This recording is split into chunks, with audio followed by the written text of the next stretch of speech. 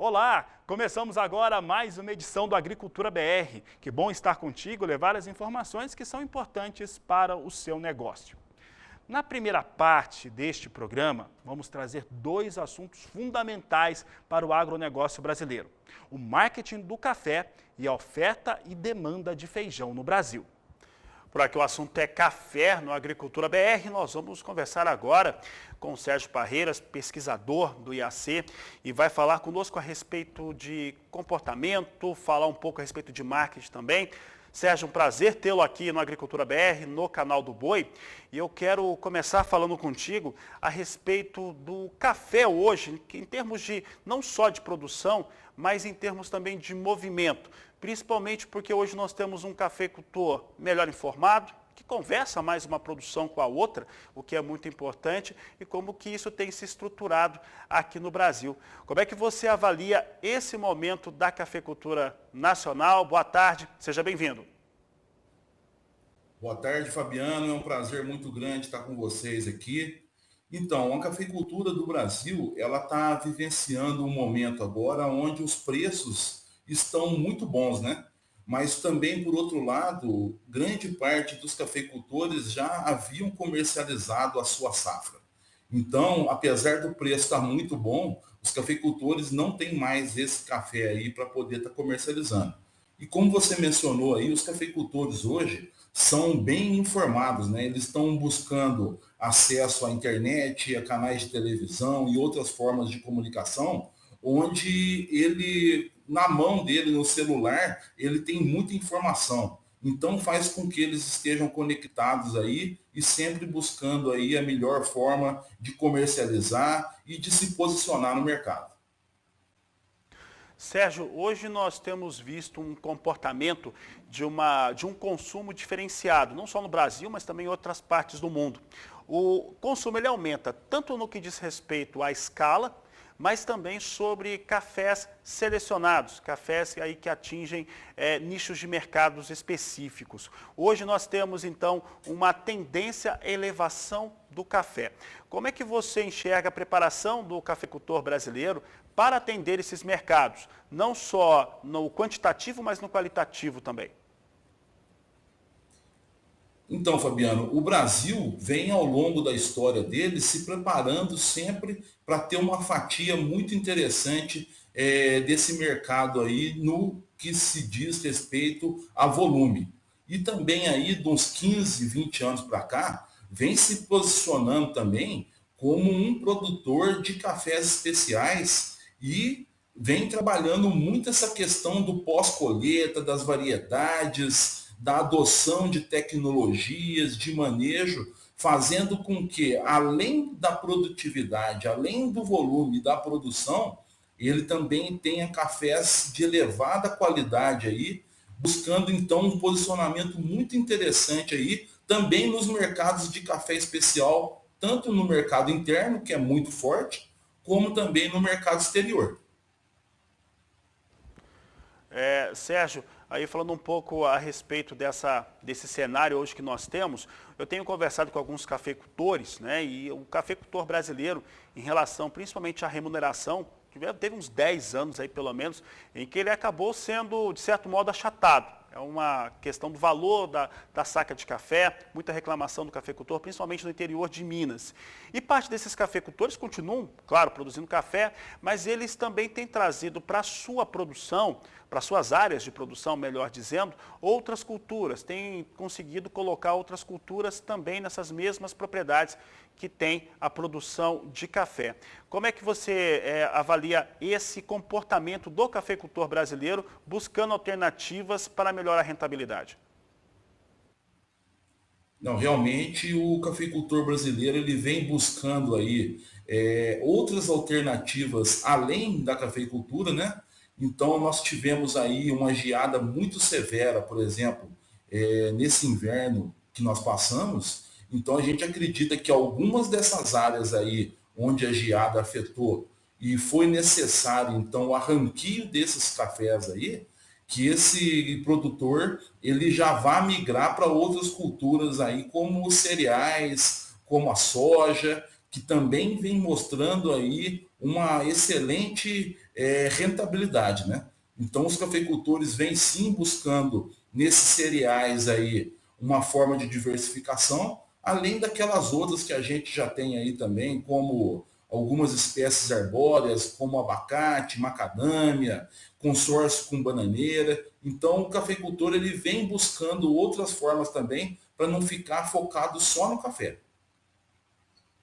Sérgio, e dentro desse universo de ter as informações técnicas, científicas, às vezes comerciais também, de mercado, foi fundado, e você é o idealizador dela, a rede social do café. Eu já conheço há um par de anos, já participo, recebo as informações.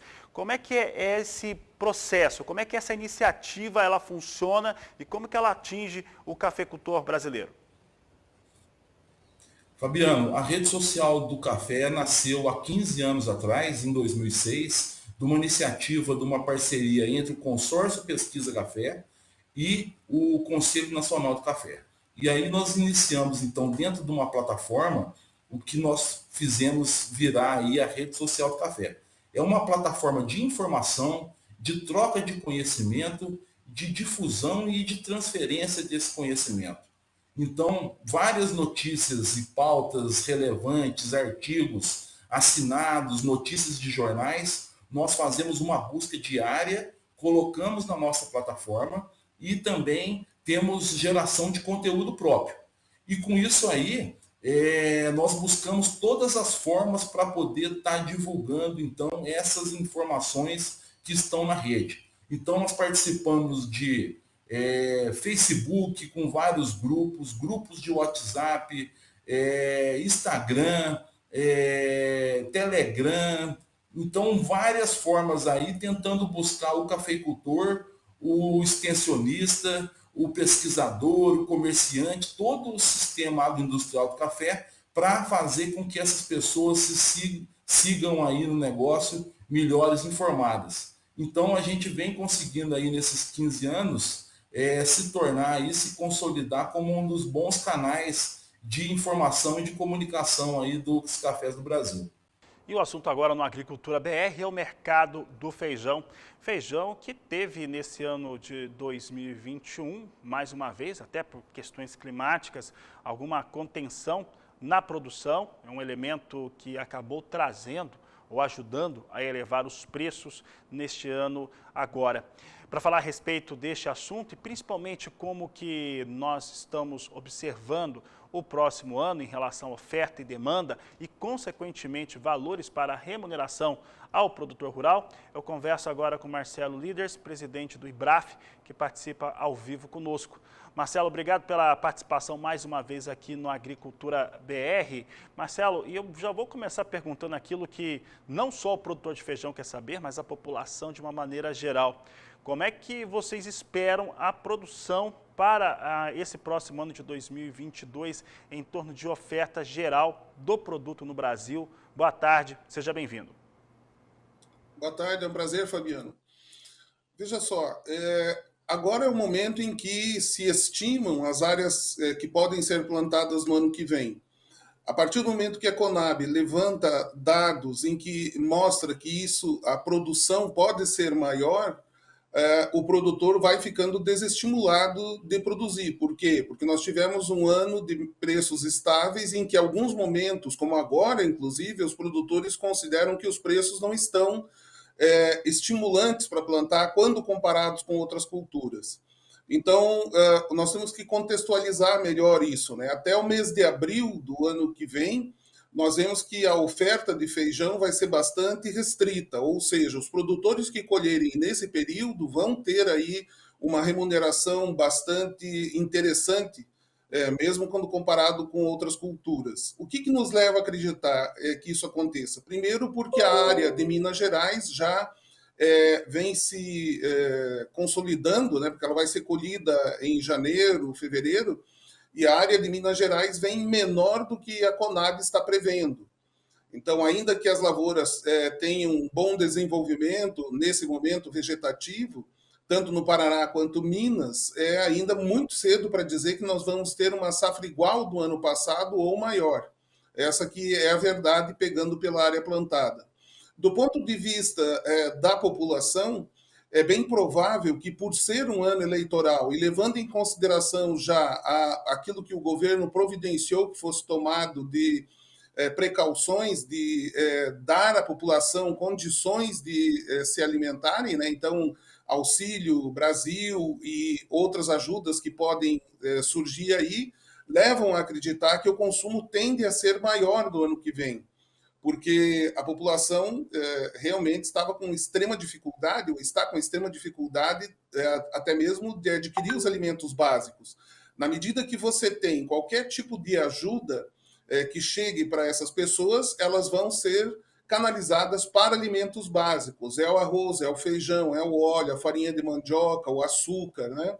É para isso que ela vai acabar sendo utilizada.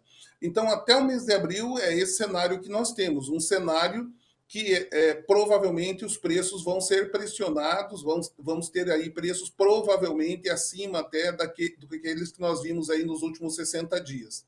Depois disso, vamos depender muito do cenário geral, quer dizer, desde a questão dos fertilizantes ser amenizado o problema para poder plantar a segunda safra e a terceira safra, os custos que vão envolver nessa lavoura, o comportamento dos preços durante o ano que vem, que vão ditar qual vai ser a área na segunda e na terceira safra.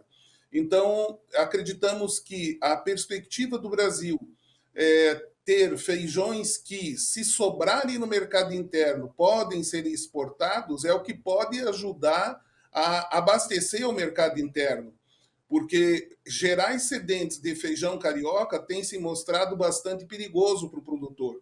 E ele tem preferido, então, produzir feijão rajado, feijão vermelho, feijão mung, feijão azuki, até mesmo feijão preto, e outras variedades têm sido disponibilizadas a cada ano, novas variedades são disponibilizadas para os produtores, para que eles tenham essa válvula de escape, tenham garantida a liquidez, né? Que se o mercado interno não absorver a totalidade daquilo que for produzido, pode ser exportado. É uma alternativa bastante interessante, inclusive para manter o mercado interno abastecido.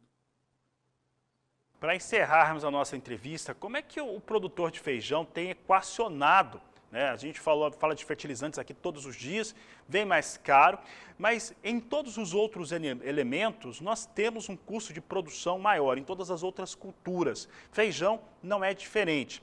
Como é que o produtor tem equacionado esse cenário de um custo de produção mais alto para o feijão também, em relação ao que se tinha antes, expectativa de preço praticado e até mesmo a competição com outras culturas que ele pode cultivar em suas áreas?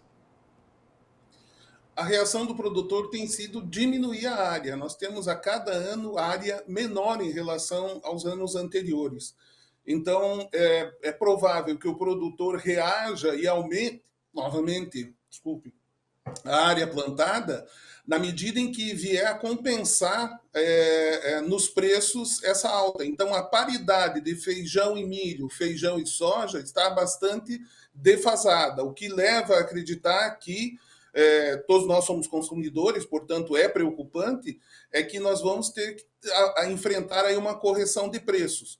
Então, os produtores têm sido muito cautelosos e têm preferido outras culturas onde ele tem certeza que os preços correspondem aos custos hoje de produção. Tá certo, Marcelo. Obrigado pela sua participação mais uma vez aqui conosco no Canal do Boi. Um grande abraço a você. Sempre um prazer, uma boa semana. Nesta segunda parte aqui do Agricultura BR, o assunto é fertilizantes. Você vai saber como que estão sendo feitas as negociações de barter, como que está a oferta no Brasil, por que os preços estão tão altos. Os convidados nesse bloco são muito especiais. Guilherme Belotti, ele que é consultor e analista do Itaú BBA, e também Marcelo Melo, analista da Stonex. Com relação à oferta global de fertilizantes, uma precificação que mostra um cenário de oferta menor automaticamente por conta de China, de Rússia, elevando preços para aquisição em todo o sistema global e também trazendo os custos de produção para cima de diversas culturas, principalmente a soja, tem trazido fortes preocupações, principalmente para a relação de troca da campanha 2022-2023, que é o que o produtor rural, em especial o sojicultor, tem focado bastante neste momento. Para falar desses cenários, eu vou conversar agora com Guilherme Belotti, do Itaú BBA, que está ao vivo conosco pela internet. Guilherme, essa era uma preocupação que já vinha desde o meio do ano, pelo menos, né? Ela vem crescendo de acordo com o momento que vai se confirmando a ausência de alguns importantes fornecedores, elevação de preços e até mesmo um dólar mais alto. Qual que é o diagnóstico que nós temos hoje deste cenário em relação a fertilizantes e principalmente para esse produtor que tem buscado travar algumas negociações a fim de garantir esse fertilizante na próxima campanha? Boa tarde, seja bem-vindo. Boa tarde, Fabiano. É um prazer estar aqui com vocês. De fato, nós já vínhamos observando aqui um aumento das cotações dos preços dos fertilizantes já desde o início, basicamente, de 2021, né? No final de 2020, a gente já vimos os preços passarem a apresentar uma trajetória de alta, mas agora, nos últimos 2, 3 meses, ele ganhou ainda mais combustível, né? Muito a reboque aí dos aumentos dos preços da energia de maneira geral, né? Que acabou impactando aí ainda mais os custos de produção dos fertilizantes, né? E com isso a gente viu aí algumas plantas, algumas fábricas anunciando fechamentos parciais ou totais de plantas na Europa. A gente viu aí com a escassez de energia na China, algumas regiões também reduzindo a utilização de energia, isso comprometendo também a oferta local, né? A China é importante produtor, exportador tanto de nitrogenado quanto de fosfatados, e isso acabou influenciando o mercado, né? Além disso, né, todo esse movimento acabou precipitando também uma onda de adoções de políticas protecionistas que acaba reduzindo também a disponibilidade de fertilizantes para o mercado global, né? É o caso da própria China, que tem reduzido aqui a janela de exportação, tem limitado as exportações de fertilizantes, é o caso da Rússia, e isso traz preocupações para o mercado, e é por isso que a gente tem visto aqui os preços dos fertilizantes de maneira geral subirem, estarem hoje em patamares, no caso dos nitrogenados e fosfatados, em patamares nitrogenados e potássicos em patamares quase 3 vezes superiores ao que eram observados aí no mesmo período do ano passado. Guilherme, e essa marca que você trouxe, né, quase 3 vezes superior ao que era praticado no mesmo período sazonal em 2020. Isso mostra o quanto que encareceu e mostra o impacto que tem sobre custo de produção. Esse produtor rural mesmo, aqui no Brasil, pelo menos o que eu tenho conversado e que eles têm mandado mensagem toda vez que falamos de fertilizantes aqui no programa, é uma disposição a investir menos, não é retirar fertilizantes das áreas de produção. Entretanto, você tem um investimento menor mesmo, tanto em fertilizantes quanto defensivos também, que vai pela mesma linha ali em relação aos custos maiores. Em torno desse elemento, produtor investindo menos nesta campanha próxima, 22-23, que está sendo pensada agora, vai ser plantado daqui a bastante tempo, mas está sendo pensado agora, está tendo todo esse processo. É menos lucrativo investir um pouco mais em fertilizantes ou ter uma produtividade automaticamente menor? Onde que ele perde menos? Porque, por enquanto, a conta está sendo feita que o solo está mais ou menos preparado nos últimos anos, né? tem lá seu vigor, e ele pode retirar um pouco desses fertilizantes, evitando uma queda tão expressiva de produtividade. Essa conta está sendo feita, Guilherme? Esse seu ponto, Fabiano, ele foi cirúrgico. Eu acho que essa é a pauta da discussão hoje no meio dos produtores rurais, né? A gente vem de uma história de investimentos pesados nas culturas, nos manejos de maneira geral. Isso acabou contribuindo para construir um estoque de fertilidade no solo e que nesse cenário de preços de fertilizantes mais elevados, certamente a gente vai ver os produtores aqui reduzindo talvez adubação esse ano, mas consumindo esse estoque que existe hoje no solo, né? É importante comentar também que isso é verdade para alguns macronutrientes, né? No caso dos nitrogenados, por exemplo, que é bastante utilizado na cultura de milho, né? Isso já é já é difícil, né? Você não tem tanta absorção no solo assim. Mas, sem dúvida nenhuma, eu acho que essa é uma das alternativas que os produtores vão utilizar para acomodar um pouquinho esse aumento de custos que já está sendo contratado aí para a safra 22-23, Fabiano. Guilherme, hoje, até pensando nas análises, né, que vocês fazem aí na instituição em relação a riscos, essa safra 2022-2023, a gente está falando muito lá na frente, mas é que as coisas são travadas agora, e ela preocupa agora, na verdade.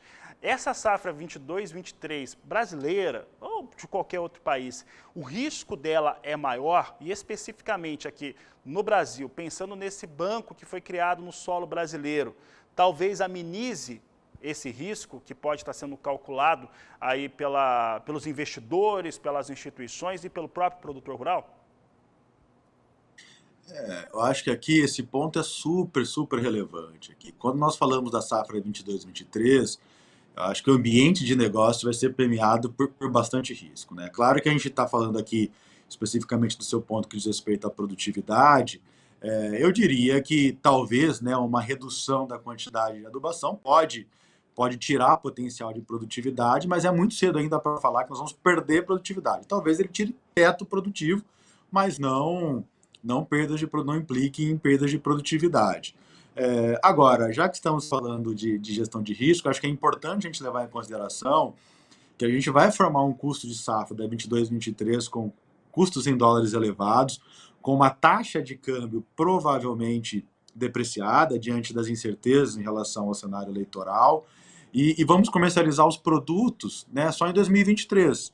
Né? E caso nós tenhamos aí uma valorização do câmbio, esse descasamento ele traz alguma preocupação para nós. Então, a gente vai ter uma safra que vai ter um componente de risco, né, muito atrelado à volatilidade cambial, aquele risco da gente formar o custo de produção com câmbio desvalorizado e comercializar o produto final com câmbio mais valorizado em 2023, acho que é um ponto de super atenção que os produtores devem fazer a gestão desse risco para evitar que as margens que possam a ser observadas lá em 2023 sejam diferentes das que foram orçadas aqui no momento de fazerem de montarem os custos. Já estava encerrando a entrevista e aí aqui um telespectador nosso, Flávio Gonçalves Salles, ele faz aqui uma pergunta interessante.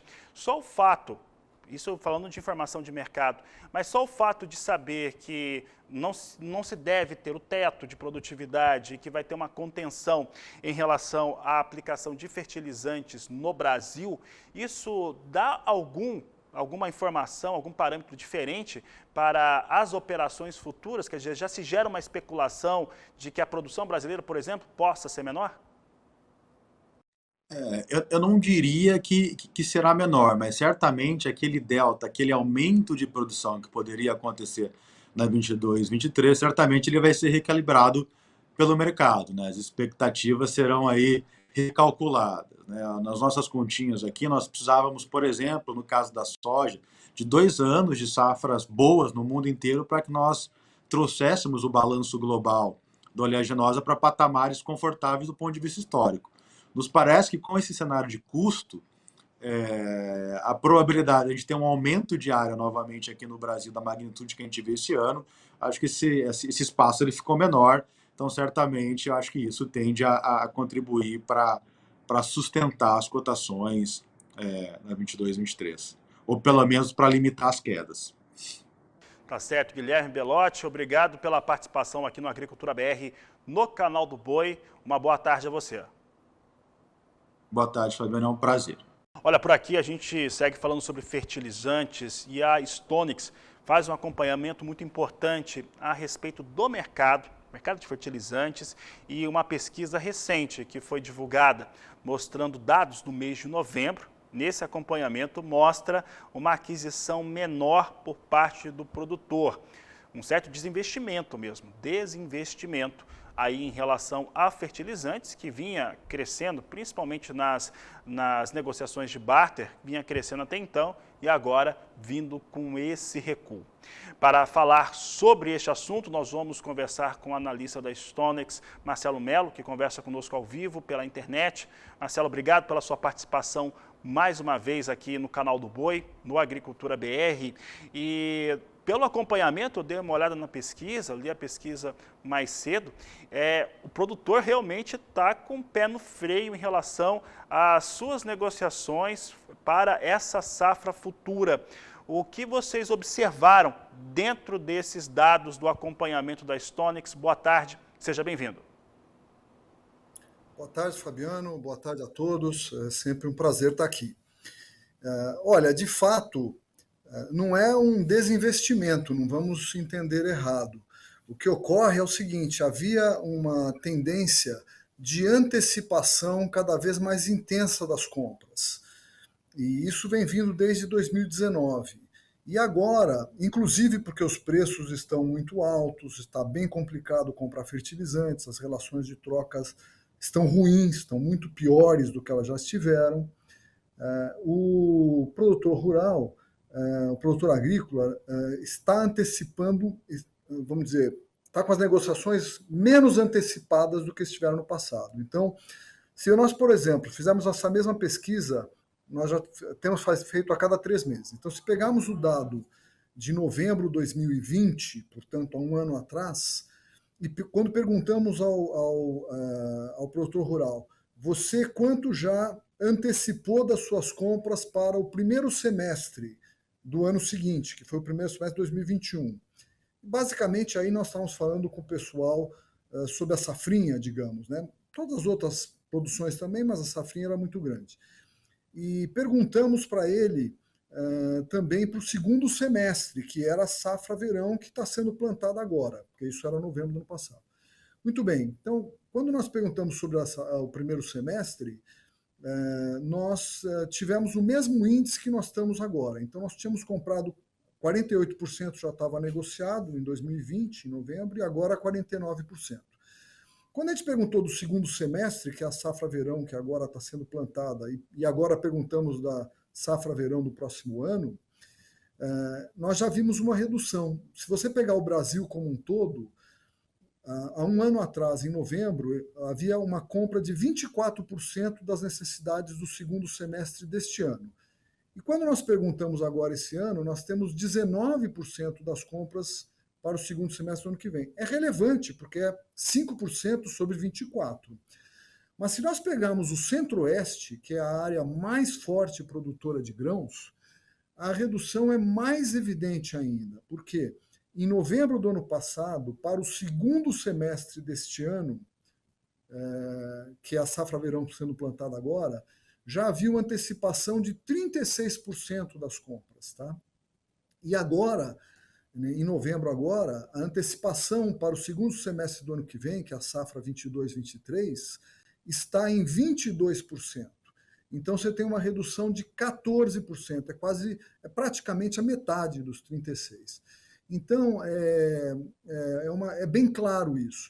Mas isso é até saudável, porque realmente o momento não é o melhor para a compra, o momento está ruim, né? Então isso é o que está por trás desse quadro que foi verificado.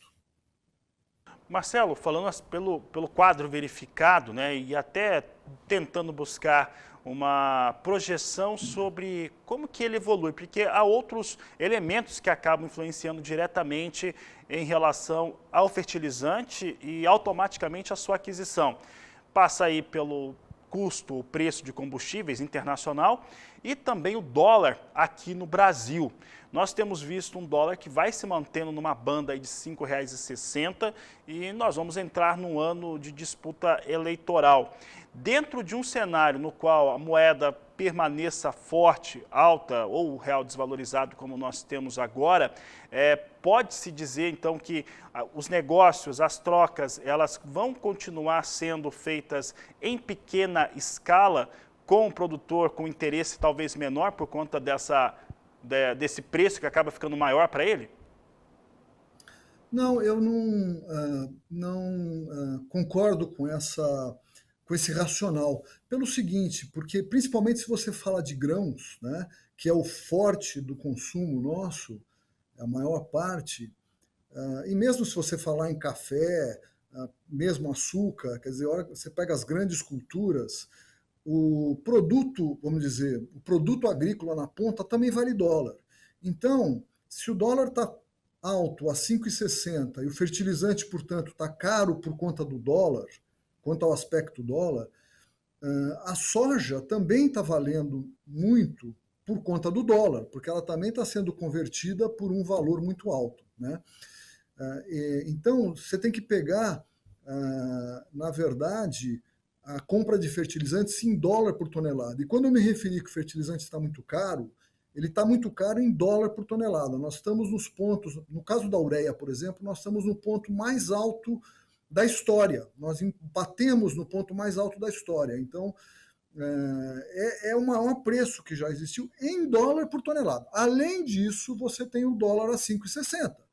Mas o dólar a 5,60 fica amenizado, porque o milho está valendo muito também, porque ele também está com dólar a 5,60, né?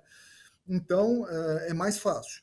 Agora, então o problema todo que eu me referi é em dólar por tonelada, tá? Eu acredito que o dólar, nesse sentido, não interfere no movimento de mais venda de fertilizantes ou menos, apenas exclusivamente por conta do dólar, porque o produto agrícola também vai valer mais nesse caso, tá? Marcelo, para encerrar aqui a nossa entrevista, hoje você acredita que possa haver no país, pensando numa safra nova, né, safra 2022-2023, uma redução na aplicação no campo por conta disso que nós estamos vivenciando agora e uma relação de trocas em volume menor do que aquela que se via em anos anteriores? Olha, eu vou responder sua pergunta de duas maneiras. Primeiro, eu acredito que o fato das compras não estarem tão adiantadas como estavam no passado é porque o momento não é tão adequado para a compra. E nós teremos um momento de compra mais adequado. A janela de compras para a safra-verão deste ano possivelmente vai ocorrer a partir de abril, entre abril e junho. Então, o fato de nós estarmos atrasados agora não significa que não compraremos ou não aplicaremos lá na frente. Isso é um ponto. O segundo ponto importante é o seguinte, a elasticidade da demanda. Ou seja, quando você fala principalmente em fósforo e potássio, que são os macronutrientes mais importantes para o plantio da safra verão, né, você tem uma certa reserva no piso por aplicações que estão sendo feitas continuadamente há 10, 15, 20 anos em determinados pisos, né, solos. Então, ali fica uma reserva. Então, um determinado ano que você reduza um pouco essa aplicação, isso não é problema nenhum, isso não vai reduzir a produtividade. E isso vai permitir a elasticidade da demanda, ou seja, como o preço está muito alto, a demanda deveria se reajustar caindo um pouco. Isso, inclusive, acontecerá com mais intensidade nos Estados Unidos, cujo solo é, inclusive, mais rico que o nosso. Então, isso já ocorreu em 2008 também. Houve uma redução muito grande do consumo nos Estados Unidos, em 30% de fósforo e 40% de potássio. E no Brasil também houve reduções em 2008, quando os preços estavam muito altos. E nós imaginamos que isso vai ocorrer também no ano que vem. Então, nós teremos um momento melhor de compra a partir de abril do ano que vem, muito possivelmente, e também teremos uma redução de demanda, o que vai ser saudável ao mercado, porque esses dois fatores juntos vão fazer os preços caírem realmente, e é exatamente por isso que você vai ter um momento melhor de compra. Tá certo, Marcelo. Marcelo, eu já ia encerrar a entrevista. O Bruno Macedo, produtor em Rio Verde, no estado de Goiás, mandou uma mensagem aqui. Ele está fazendo exatamente isso, praticamente poucas negociações de troca e aguarda, ele está dizendo aqui que aguarda um cenário melhor para as negociações. Essa linha de pensamento aqui do produtor Bruno, obrigado pela participação do telespectador, é basicamente o que a StoneX viu nessa pesquisa, nesse levantamento que foi divulgado recentemente? É exatamente isso que ficou evidente. Então, isso que eu digo, não é um problema em si, a única coisa é que, de fato, a antecipação ela não está sendo feita. Quer dizer, muitas vezes me perguntam, Fabiano, acho que inclusive você recentemente, Marcelo, mas a melhor estratégia é sempre antecipar a compra? Não, não é. A melhor estratégia é antecipar a compra quando a compra é ótima. A compra não é ótima agora, a compra está ruim. Então, por que antecipar a compra? Por que correr para fazer um mau negócio? Não há porquê. Então, é saudável, é natural. Isso não quer dizer que nós vamos ter problema para plantar, vamos plantar menos, vamos plantar com menos produtividade. Absolutamente não, nós temos muito tempo até lá. E é exatamente aí o que o Bruno está colocando, é o que a pesquisa capturou e é a lógica. E o produtor sente isso, né?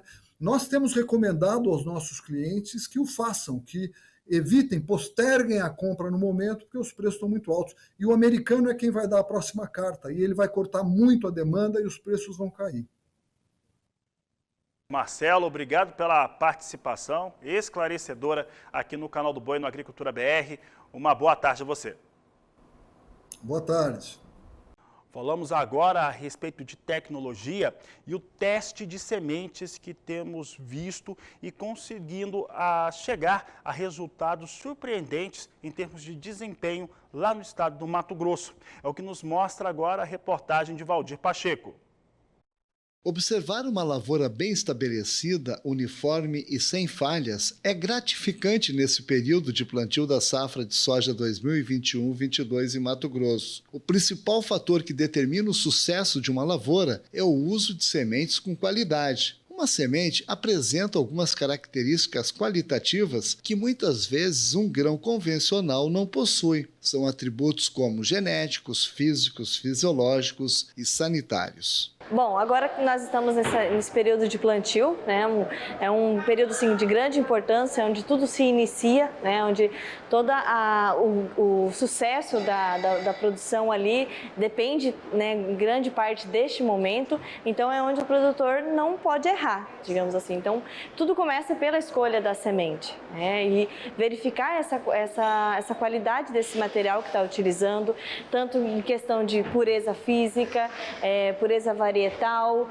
questão de contaminação por micro-organismos. Então, tudo isso o produtor tem que levar em consideração, além, é claro, da germinação e o vigor, que é o que ele mais realmente pesa, né, no momento da semeadura ali. Então, fazer essa checagem, tanto em testes de canteiros nas fazendas, onde o produtor pode estar fazendo essa checagem, essa averiguação do material que ele está utilizando, né, da qualidade do produto, e também em laboratório, né, onde são feitos daí mais testes, para fazer realmente a verificação da qualidade, como eu falei, tanto física quanto fisiológica dos materiais, para estar garantindo, né, a utilização de um material de boa qualidade para ele ter realmente o sucesso ali até o final da sua produção.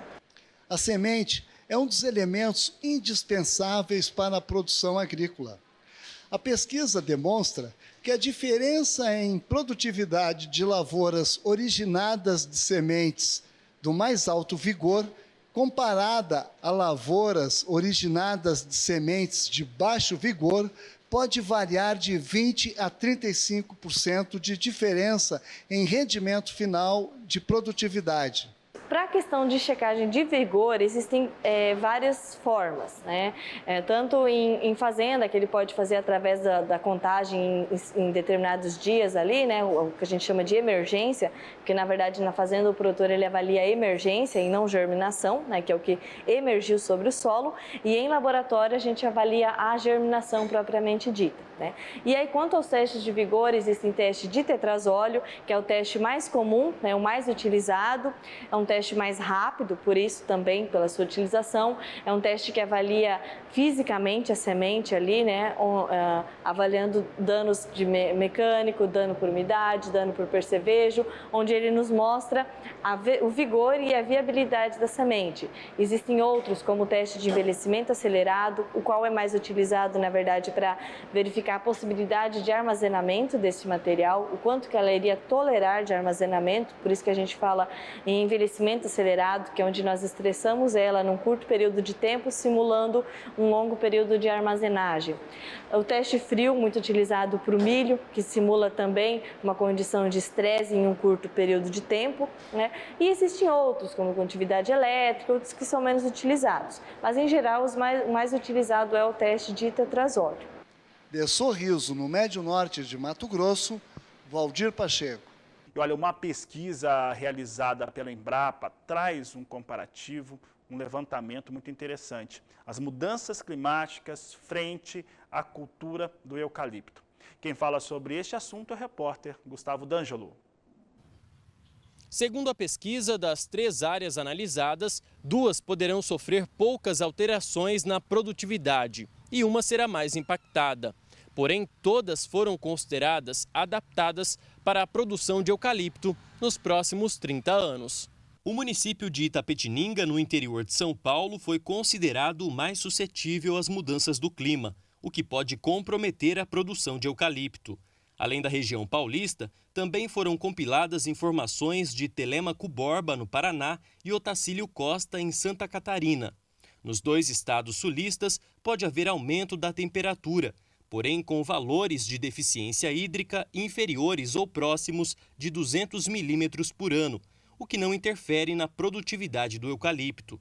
Já as regiões entre o estado do Paraná e de São Paulo, nos períodos analisados entre 2021 e 2040, poderá chegar a valores de redução de chuvas superiores a 300 milímetros por ano, o que pode reduzir a produtividade da cultura. Ainda de acordo com a pesquisa, o comportamento diferente do clima já é sentido entre 2020 e 2030, mas na década entre 2030 e 2040, a cultura tende a ficar mais vulnerável às mudanças climáticas. Como solução, os pesquisadores orientam práticas como sombreamento com árvores frutíferas, irrigação por gotejamento e plantio em maiores altitudes. De Araçatuba, São Paulo, Gustavo D'Angelo. Agora vamos falar sobre agricultura regenerativa. Basicamente, é a proteção do solo e da água através da união de 2 culturas no mesmo local. O repórter Mauro Andrade fala sobre o assunto. Nós estamos em Sabáudia, no norte do Paraná, na fazenda Santa Rosa, e vamos conversar com Eduardo Carriça, que é um praticante da chamada agricultura regenerativa. Vamos entender um pouquinho desse assunto. Eduardo, no que se baseiam os conceitos da agricultura regenerativa? Mauro, a agricultura regenerativa é uma agricultura que, enquanto a gente está produzindo no ambiente, o ambiente está sendo recuperado, né? Então aqui a gente está trabalhando com o sistema agroflorestal, que são árvores junto com culturas. No caso aqui a gente está produzindo limão, manga, abacate e café, junto com as árvores. E esse sistema, enquanto a gente está produzindo essas culturas, ele está recuperando o ambiente através das plantas que a gente planta junto, né? Plantas de adubação verde, através do capim que a gente planta junto, vai roçando esse material e cobrindo o solo. Ele vai se decompondo, se transformando em adubo, retendo água no solo. E as árvores que vão permeando o solo, as raízes delas vão se desenvolvendo, né? Vão afofando o solo, vão disponibilizando nutrientes, água para as plantas. Então isso é agricultura regenerativa. Uma espécie não compete com a outra por nutrientes? Não, na verdade esse termo de competição é um termo da nossa sociedade, né? Competição na natureza ela não existe, o que existe na natureza é cooperação. Quando a gente vê várias plantas se desenvolvendo junto, a gente naquele momento olha para as plantas e fala, elas estão competindo por nutriente. Na verdade, elas estão cooperando, uma criando uma condição melhor para a outra, para que ela possa chegar onde ela deve chegar. Isso na natureza a gente entende como sucessão vegetativa.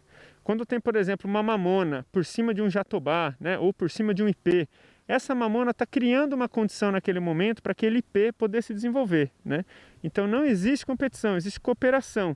E aí naquele momento você faz o manejo da mamona, coloca ela como adubo para o ipê ou para o jatobá, né, ou um eucalipto, enfim. São diferentes formas da gente poder trabalhar com esse conceito, mas não existe competição. A agricultura regenerativa tem por princípio implantar na mesma área plantas perenes em um ambiente planejado para as espécies se desenvolverem plenamente. Quando a gente olha que uma pessoa que não conhece, ela olha e não entende muita coisa, porque a gente está acostumado com sistemas de monocultura, onde a gente tem um tipo de planta só. Por exemplo, você visita um plantio de milho, de arroz, de soja, de trigo, é só aquela planta plantada sozinha. Aqui é um plantio de café, com fruta e madeira, só que tudo no espaçamento bonitinho organizado. E a gente trabalha com a sucessão vegetativa, ou seja, a gente entende que tem plantas que se desenvolvem primeiro e ocupam um espaço no ambiente que a gente, dentro desse sistema, dentro da agrofloresta, a gente chama isso de estratificação, que é uma porção daquele espaço sendo ocupado por aquela planta naquele tempo.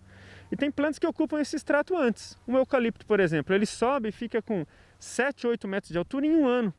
Enquanto um jatobá, um ipê, um araribá, um jacarandá vai demorar 10, 12 anos para ocupar esse espaço. Então a gente planta o eucalipto junto com o ipê, vai levando o ipê na sombra do eucalipto. No momento que o ipê encosta no eucalipto, a gente tira o eucalipto e coloca ele no chão. Por quê? Esse manejo ele se transforma em adubo para o ipê. É uma agricultura baseada em processos, não em insumos.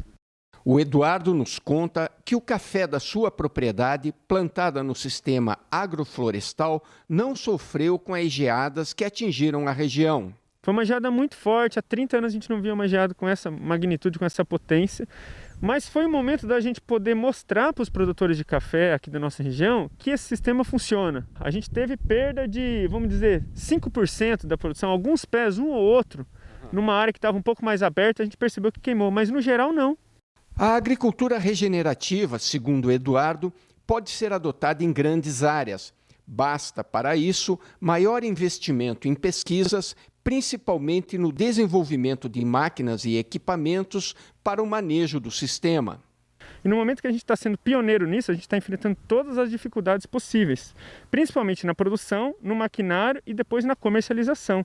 Por isso que é tão importante a gente trazer todo mundo junto com a gente. Vamos estudar junto esse tipo de sistema. Os grandes produtores virem aqui na nossa área, ver o que a gente está fazendo. Esse sistema ele pode ser colocado para larga escala em grãos, pode ser colocado para larga escala na produção da pecuária, né? Então temos que pensar todo mundo junto. De Sabáudia, no Paraná, Mauro Andrade. Essa edição do Agricultura BR fica por aqui. Eu desejo a todos um excelente dia, um grande abraço e até a próxima!